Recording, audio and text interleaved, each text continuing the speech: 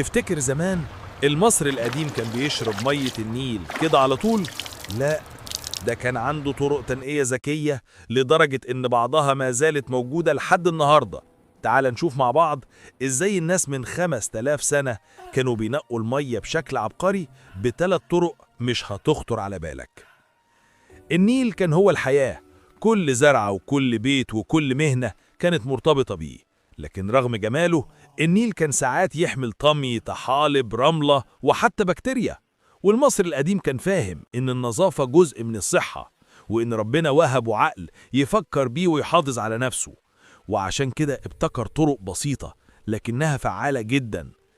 أول وأشهر طريقة كانت باستخدام القماش، جرار فخار كبيرة وفوقيها قطعة قماش كتان ناعم أو شرايح من نبات البردي. المية كانت تصب في الجرار على القماش فيوقف الطمي والرمل والأوساخ، وتنزل المية تحت صافية أكتر بكتير. الطريقة دي كانت موجودة في كل بيت وورش العمال وحتى المعابد، وعلى نقوش المقابر بنشوف خدم بيمسكوا جرار مية ويتأكدوا إنها متفلترة قبل ما تتشرب. أما الطريقة اللي فيها عبقرية بجد فهي استخدام الفخار نفسه. الفخار المصري القديم كان مسامي، يعني له فتحات صغيرة جدا تسمح للمية إنها تتسرب ببطء شديد. واللي يحصل الشوائب الكبيرة تفضل جوه واللي ينزل بره يبقى أنضف وأبرد. ده كان أول شكل من أشكال الفلترة والتبريد بالتبخير. يعني المصري القديم كان عنده كولر بدائي من آلاف السنين. الأغنياء كانوا يستخدموا جرار أكبر وأغلى، بينما الفلاحين يستخدموا فخار بسيط، لكن المبدأ واحد. وده اللي اتنقل لينا دلوقتي على شكل القلة اللي لحد النهاردة لسه بنستعملها. المصريين كمان فهموا ان الطمي والتربة تقيلة، فابتكروا طريقة ذكية جدا وهي الترسيب. كانوا يملوا إماء كبير بمية النيل ويسيبوه ساعات بدون ما يلمسوه. ايه اللي يحصل؟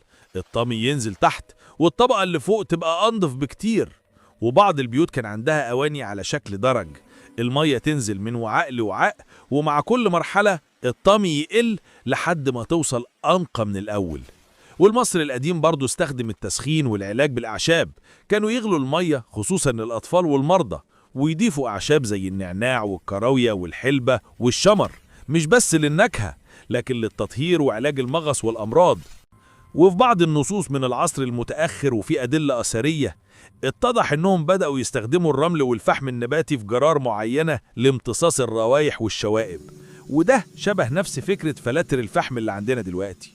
وفي النهاية المصري القديم ما كانش شخص بسيط، من آلاف السنين كان عنده نظام كامل لتنقية مية الشرب، من القماش للفخار للترسيب